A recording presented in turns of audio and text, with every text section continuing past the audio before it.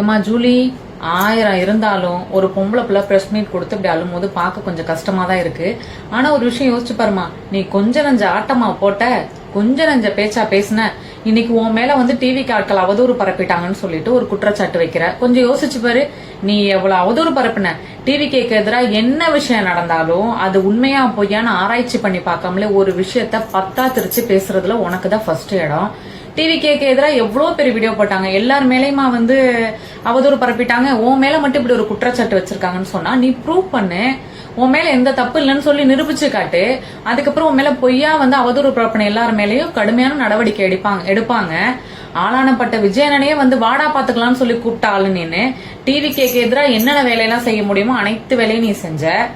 அப்போ வந்து இதெல்லாம் நீ அனுபவிக்கிற மாதிரி தான் இருக்கும். நீ ப்ரூவ் பண்ணு, உன் மேல எந்த தப்பு இல்லைன்னு பண்ணு. இப்போ கூட ரீசெண்டா நம்ம அந்த 10 வயசு குழந்தையா இருந்த விஷயத்துல தாய்க்கு தெரியாம எடுத்துட்டு போய் எரிச்சது யாரு, இதுக்கு பின்னாடி யாரு இருக்கா அப்படின்னு சொல்லிட்டு கேட்ட. உனக்கே தெரியும் தாய்க்கு தெரியாம தூக்கிட்டு போய் எரிச்சது வந்து அந்த குழந்தையோட அப்பா தான். அப்ப இதுக்கு பின்னாடி யாரு இருக்கா தெரிஞ்சுமே இது மூலமா ஏதாவது அவதூறு பரப்பிடலாமா அப்படின்னு சொல்லிட்டு அதை வச்சு பேசுற ஆளு நீனு.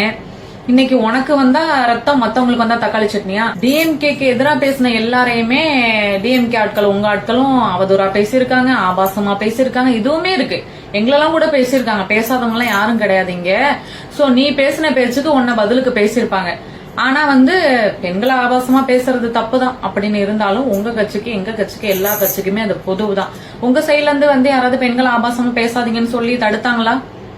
அப்ப யாராவது இதை பண்ணாங்களா? எல்லாம் பாத்துட்டு தானே இருந்தீங்க, நீ பார்த்து தானமா இருந்த.